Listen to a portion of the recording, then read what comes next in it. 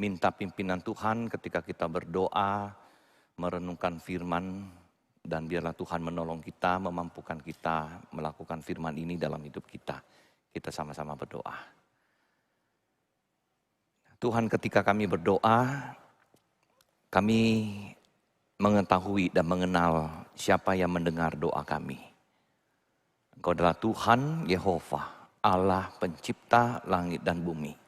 Engkau yang menyediakan akan seluruh, akan isi dunia ini dan juga di dalam kebutuhan kami, di dalam keperluan kami, di dalam hidup ini juga daripadamu ya Tuhan. Oleh sebab itu ketika kami berusaha beriman mengenal Engkau lebih dalam, bukan hanya dari pengetahuan kami, namun melalui pengalaman hidup kami bersama Tuhan. Tuhan tolong kami mendengar firman, mengerti dan mengimaninya. Sehingga kami mampu untuk melakukan dalam hidup kami. Urapi hamba-Mu ya Tuhan, biarlah kuasa daripada Tuhan menyertai memampukan menyampaikan isi hati Tuhan bagi setiap kami. Hamba yang menyampaikan dan setiap kami yang merenungkan bersama-sama. Di dalam nama Tuhan kami Yesus Kristus, penebus juru selamat kami berdoa. Amin. Saudara, mari kita sama-sama membaca firman Tuhan dari kitab Filipi. Kitab Filipi pasal yang keempat, ayat yang ke-14 sampai ayat yang ke-20. Kitab Filipi pasal yang keempat, ayat yang ke-14 sampai ayat yang ke-20. Ya, saya baca, saudara bisa ikut di rumah, saudara bisa lihat dari Alkitab saudara juga. Sama-sama, Filipi pasal yang keempat, ayat yang ke-14 sampai ayat yang ke-20, demikian firman Tuhan. Namun baik juga perbuatanmu bahwa kamu telah mengambil bagian dalam kesusahanku. Kamu sendiri tahu juga, hai orang-orang Filipi, pada waktu aku baru mulai mengabarkan Injil, ketika aku berangkat dari Makedonia, tidak ada satu jemaat pun yang mengadakan perhitungan hutang dan piutang dengan aku selain daripada kamu. Karena di Tesalonika pun kamu telah 1-2 kali mengirimkan bantuan kepadaku. Tetapi yang kuutamakan bukanlah pemberian itu, melainkan buahnya yang makin memperbesar keuntunganmu. Kini aku telah menerima semua yang perlu daripadamu, malahan lebih daripada itu. Aku berkelimpahan karena aku telah menerima kirimanmu dari Epafroditus, suatu persembahan yang harum, suatu korban yang disukai dan yang berkenan kepada Allah. Allahku akan memenuhi segala keperluanmu menurut kekayaan dan kemuliaannya dalam Kristus Yesus. Dimuliakanlah Allah dan Bapa kita selama-lamanya. Amin. Silakan duduk saudara sekalian. Saudara, kita akan melihat firman Tuhan dari kitab Filipi pasal yang keempat ini dengan satu tema, Allahku akan memenuhi segala keperluanku.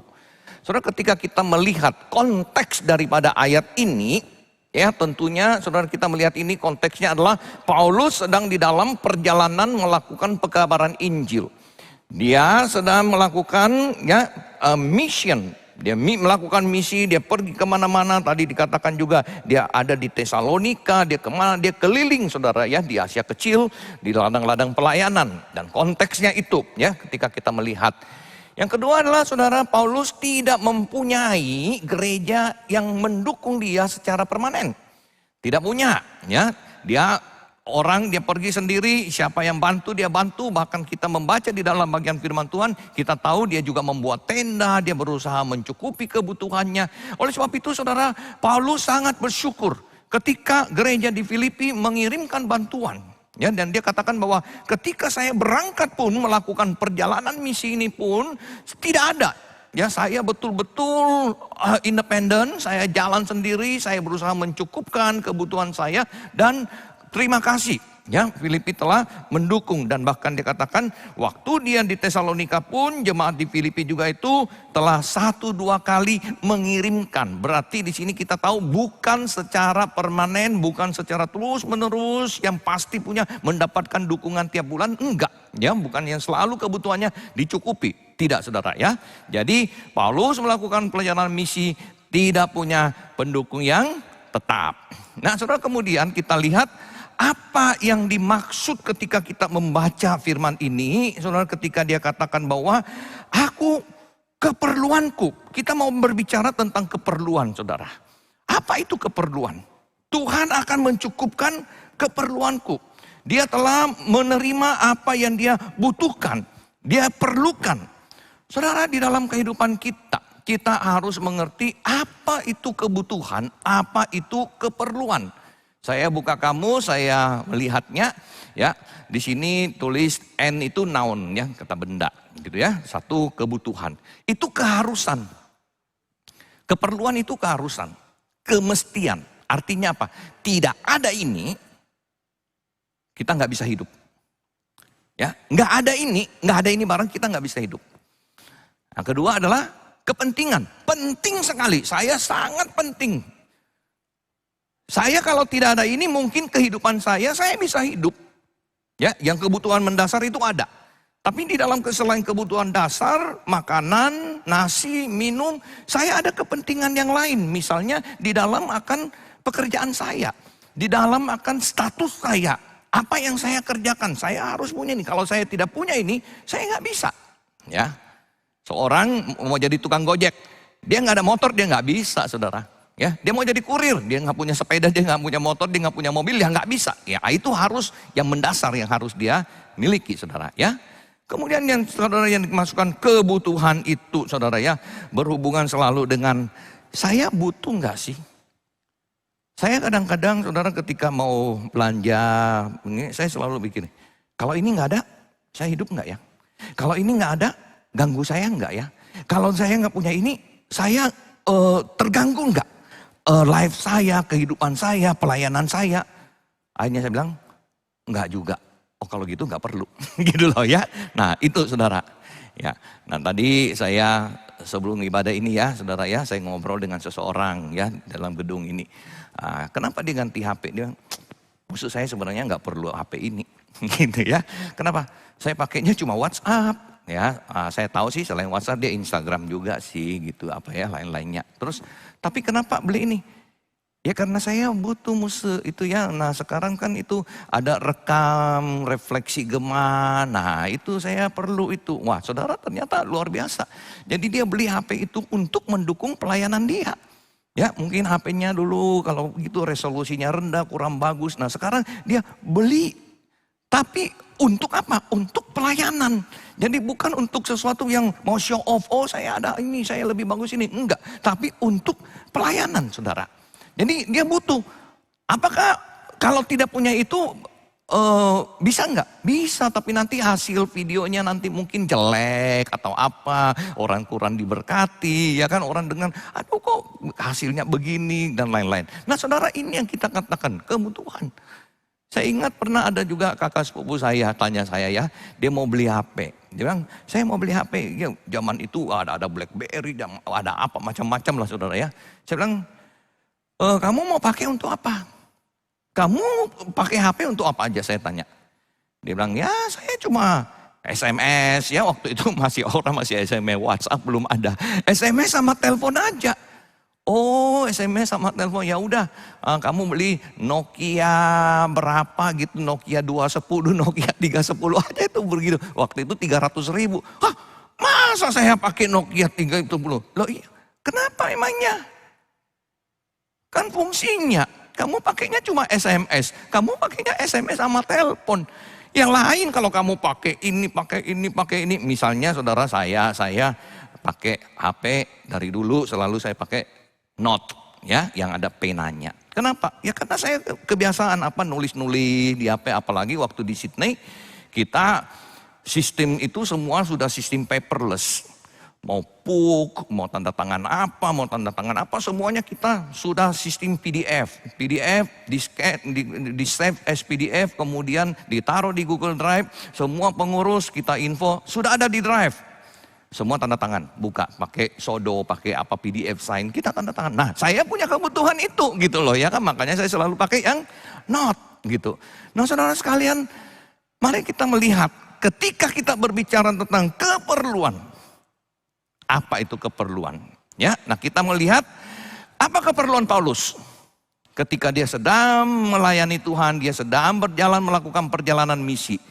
Paulus ya membutuhkan apa saudara? Ya, sebagai ya kita biasa ya, saya biasakan kembali ini kisah sukses factor. Kunci keberhasilan dia supaya Paulus bisa melayani Tuhan, supaya dia bisa mengabarkan Injil, cuan sing, cuan puing, segenap hati melayani Tuhan, tidak pusing dengan yang lain. Dia harus saudara sebenarnya punya dukungan. Kalau enggak dia harus kerja, dia bikin kemah, dia bikin ini, dia kerjaan lain. Waduh, dia punya waktu tersita habis untuk melakukan hal-hal itu. Jadi sebenarnya memang Paulus membutuhkan saudara ya untuk jemaat-jemaat, baik jemaat Filipi, orang-orang tertentu melakukan akan dukungan, memberikan dukungan kepada dia. Nah ini saudara yang kita katakan perlu. Ya, kalau dia nggak mendapatkan dukungan dia harus bekerja. Ketika dia harus bekerja dia punya pelayanan terkendali. Dia tidak bisa sebenarnya efektif melayani Tuhan. Nah saudara kemudian kita lihat lagi. Bagaimana kemudian Paulus menggunakan akan persembahan yang diberikan kepada dia. Di dalam ayat ke-17 saudara dikatakan begini. Tetapi yang kuutamakan bukanlah pemberian itu. Tapi bagaimana pemberian itu melainkan buahnya, dia katakan buahnya. Buahnya ya di ayat 17 kemudian dikatakan dia makin memperbesar keuntunganmu. Nah saudara ketika saya baca ini saya bilang kenapa dia ngomong begitu ya. Kamu memberi kepada saya. Bukan pemberian ini yang penting. Tapi buah dari pemberian ini. Saya pakai untuk apa ini pemberian? Untuk menangkan jiwa. Ya, bukan untuk dia. Bukan untuk saya bisa beli apa ya untuk diri saya. Untuk ini. Tapi dia memikirkan bagaimana pemberian ini bisa efektif sepenuhnya dipakai untuk mengembangkan pekerjaan Tuhan.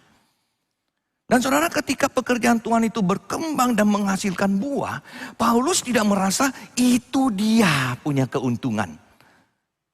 Ya, tapi sebaliknya dia bilang itu keuntunganmu. Artinya saudara, ketika kita mendukung satu pelayanan, dan pelayanan itu bertumbuh, kita yang mendukung itu, kita itu harus mengucap syukur. Karena itu menguntungkan saya sebenarnya.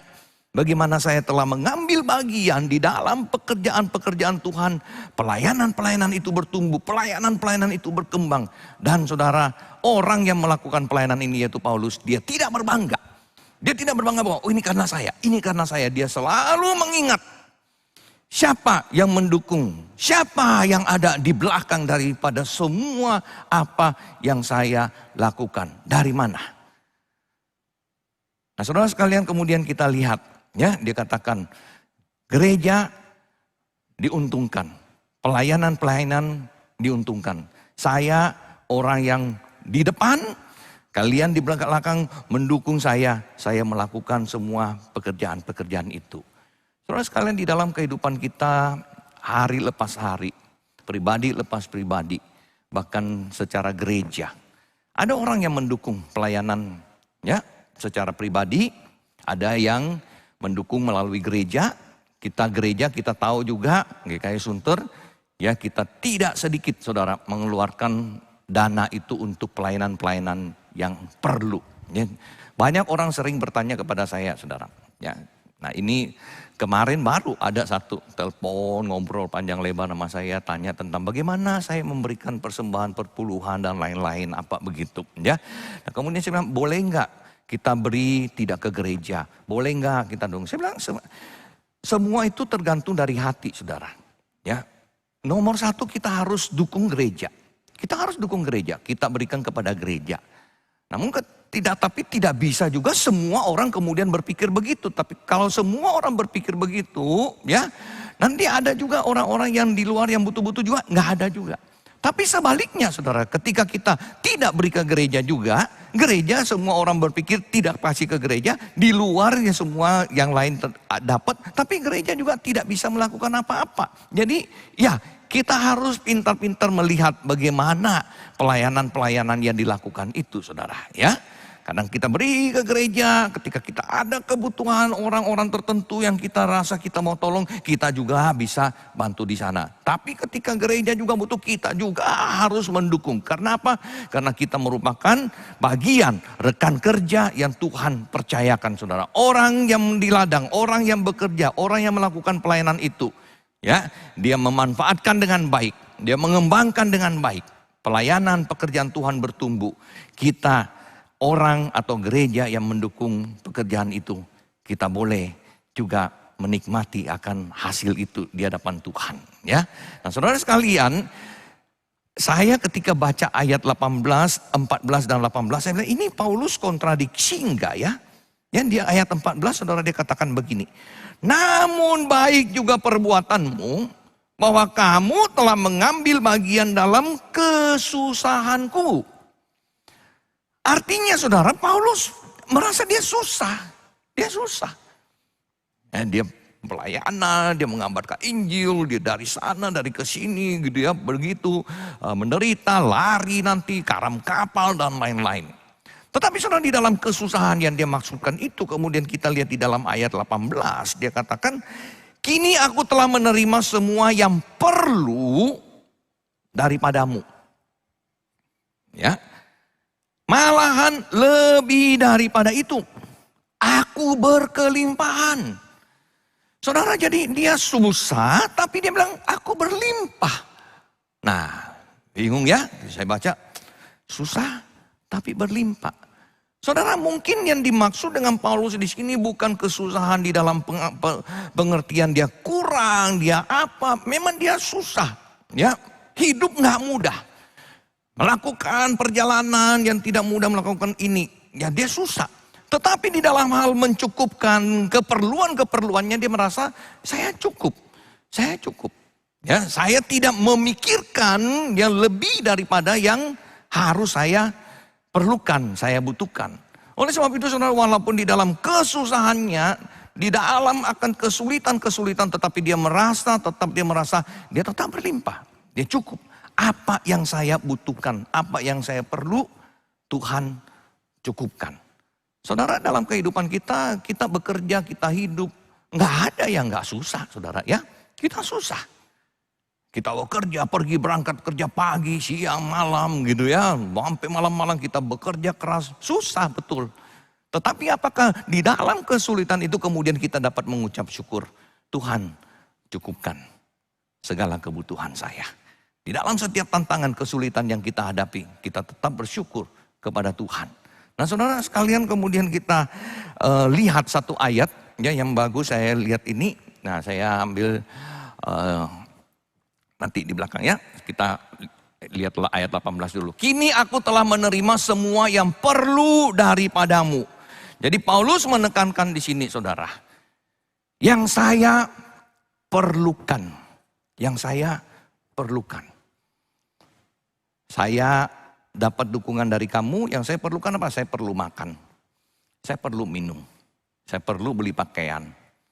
Ya, kalau saya tidak punya pakaian, saya keluar mengabarkan Injil, kan lucu ya, orang teriak-teriakin ya, orang gila nggak pakai baju atau apa. Mungkin dia perlu dia beli kasutnya untuk berjalan, ya cukup jauh di padang pasir dan lain-lain.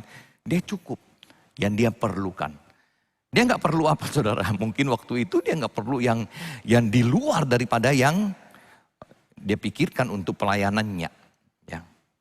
Nah saudara sekalian, ketika dia mengatakan, ketika kamu memberi kepada saya cukup, dia kemudian memberkati kembali orang-orang yang mendukungnya saudara.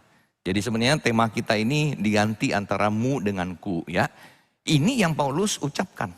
Ketika kamu memberi kepada saya apa yang kuperlukan, Paulus mengatakan Tuhan akan mencukupkan kamu juga. Tuhan akan mencukupkan.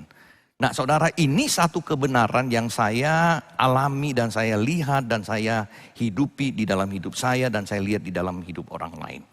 Ketika kita memberi saudara untuk pekerjaan Tuhan. Ketika kita memberi kepada orang yang betul-betul membutuhkan. Ya, tidak pernah kita kekurangan saudara. Tidak pernah kita akan merasa kita itu sampai tidak punya apa-apa, saudara.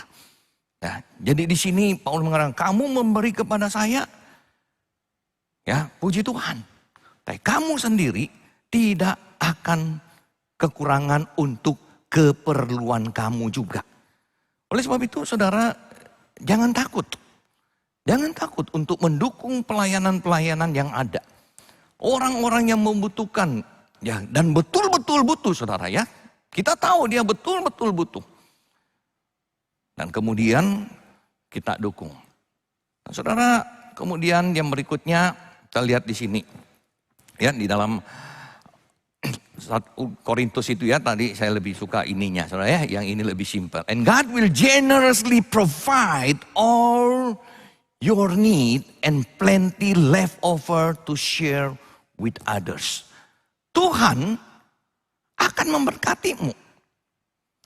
Bahkan cukup dan berlimpah untuk memberkati orang lain. Jadi bukan hanya kebutuhan saya tercover, tapi saya bisa jadi berkat juga untuk orang lain. Nah saudara, di sini kita perlu satu pemahaman yang jelas sekali. Saya dicukupkan, maka kamu akan dicukupkan. Kekayaan kemuliaan Allah di dalam Kristus itu apa? Di sini yang dimaksud dengan Paulus adalah kekayaan di dalam Kristus Yesus. Apa sebenarnya yang kita butuhkan sebagai manusia di dalam hidup ini, saudara? Apa yang terutama dalam hidup ini? Kemarin ketika saya ngobrol dengan salah orang yang menanyakan saya itu, ya masih keluarga saya, saudara ya, masih keluarga. Saya bilang begini, dia Kristen. Saya bilang satu hari saudara, ketika kita itu menghadap Tuhan. Ya, menghadap Tuhan. Tuhan di Alkitab ya mengatakan Tuhan akan menyambut kita. Engkau adalah hambaku yang baik dan setia. Permisi tanya saudara. Baik dan setia itu standar penilaiannya apa? Kenapa Tuhan mengatakan engkau baik? Kenapa Tuhan mengatakan engkau setia?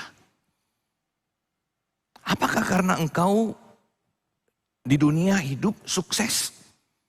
Punya uang yang banyak? Punya rumah yang banyak?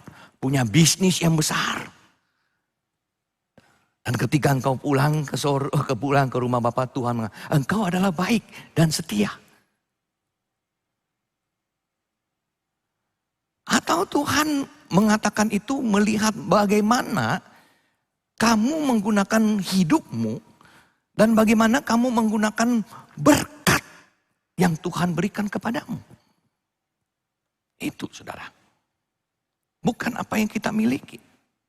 Bukan apa yang kita punyai saudara. Tapi bagaimana kita menggunakan semua yang Tuhan berikan kepada kita itu. Waktu, tenaga, pikiran, harta, kekayaan. Jadi saudara, baik saya sebagai pemberita dan kamu sebagai pendukung, Paulus katakan kita sama-sama memuliakan Tuhan. Saya memuliakan Tuhan dengan saya bekerja, saya melayani. Memenangkan jiwa. Kamu memuliakan Tuhan dengan mendukung akan pelayanan-pelayanan yang saya lakukan. Saudara, sebagai penutup, saya share sedikit, ini saya sudah pernah kayaknya ya, semua bilang kayaknya lu pernah ngomong deh, papi pernah ngomong, saya bilang oke, saya share sedikit, nggak apa-apa ya. 33 tahun melayani bersama dengan Tuhan. Jadi ketika sebelum saya masuk sekolah teologi, saudara, saya bekerja di farmasi, ya jadi medical representative, promosi obat ke dokter dan lain-lain. Dan orang tua saya nggak setuju, papa mama nggak setuju saya masuk sekolah teologi. Jadi saya udah tahu. Saya mau masuk sekolah teologi, papa mama gak setuju, pasti gak mendukung saya. Jadi saya tanya-tanya hamba Tuhan di gereja, berapa ya? Oh, di saat 1 bulan 75.000. Waduh ya, itu tahun 80-an saudara, 75.000 gitu ya. Wah 4 tahun saya kali-kali, 48 kali 75.000 berapa gitu ya. Saya tabung gaji saya, wah udah cukup. Saya masuk ke saat saudara. Ya, tahun 88. Ini teman kelas saya. Saya yang ada titik biru, kuning, semua itu juga yang kuning itu ya. Nah, dari foto ini ada 7 orang yang melayani di GKY, saudara ya. Nah, jadi mulai perjalanan sebagai hamba Tuhan. Desember 91 saya belum selesai STH saya, sekolah udah minta saya ke pelayanan dulu ke Hong Kong. Karena mereka butuh hamba Tuhan di sana. Ujung-ujung rencana cuma praktek 1 tahun, akhirnya jadi 3,5 tahun di sana. Kemudian saudara, saya nggak balik ke saat habis lanjutin saya punya STH, tapi Tuhan buka kesempatan saya ke Amerika, ya ke RTS. Kemudian diundang balik ke Amanat Agung ngajar Jakarta, ya dari 99 sampai Juli 12. Kemudian ya, saya ke Taipei, 1,5 tahun di sana belajar Mandarin, balik lagi Jakarta, kemudian ke Sydney, saudara, 3,5 tahun lagi di sana, kemudian balik lagi sampai hari ini. Saudara, perjalanan yang panjang bersama dengan Tuhan. Cukup, berlimpah, susah. Di Amerika kami sekolah, kita bekerja. Weekend pergi rumah orang, bersih-bersih rumah dan lain-lain. Ya, potong rumput, cuci WC di sekolah. Tapi Tuhan cukupkan. Dan saudara puji Tuhan, anak saya ya, lahir di Hong Kong, kemudian TK di Amerika, selesain SMA sampai SMA Jakarta, bachelornya di Taiwan, S2-nya baru selesai saudara ya, puji Tuhan Juli barusan selesai S2-nya di Sydney. Anugerah Tuhan. Saya nggak tahu. Nah saudara singkat cerita, semuanya saudara pengen beritahu. Kita sebagai hamba Tuhan, khususnya ya kami alumni saat pendeta Peter Wongso mengajarkan kami satu hal. Tidak pernah menanyakan gaji. 33 tahun saudara. Dari sini ke sana, dari sini ke sana, kota ini ke sana, kota ini, diminta pelayanan di sini. Tidak pernah menanyakan gaji saya di sana berapa. Jadi kita mengalami gaji naik, turun lagi, turun. Tapi sampai hari ini saudara, Tuhan cukupkan. Dan saya mau berterima kasih ya untuk orang-orang yang mendukung pelayanan-pelayanan ini. Dan kiranya seperti yang Paulus katakan, Tuhan akan memenuhi segala keperluanmu menurut kekayaan dan kemuliaannya dalam Kristus Yesus. Dimuliakan Allah dan Bapa kita selama-lamanya. Saudara mari kita ya dukung pelayanan-pelayanan yang ada. Jangan takut ya kita kekurangan. Saya mengalami semuanya itu. Dan saya percaya Tuhan juga akan menolong saudara. Kita berdoa. Tuhan Allah yang Maha Kuasa. Tidak ada satu hal pun yang Tuhan tidak ketahui. Termasuk akan kebutuhan-kebutuhan daripada anak-anak Tuhan. Yang terutama. Ajar kami dengan bijaksana. Mengatur dan menggunakan akan berkat yang daripada Tuhan berikan pada kami. Dan pakai kami ya Tuhan menjadi berkat di dalam kehidupan orang lain. Di dalam kehidupan pelayanan para hamba-hamba Tuhan. Di dalam pelayanan pengembangan gereja-gereja ya Tuhan. Pakai kami. Kami dicukupkan kebutuhan kami. Bagaimana kami mendukung pekerjaan-pekerjaan Tuhan. Terpujilah namamu. Dalam nama Tuhan Yesus Kristus. Kami berdoa. Amin. Tuhan berkati.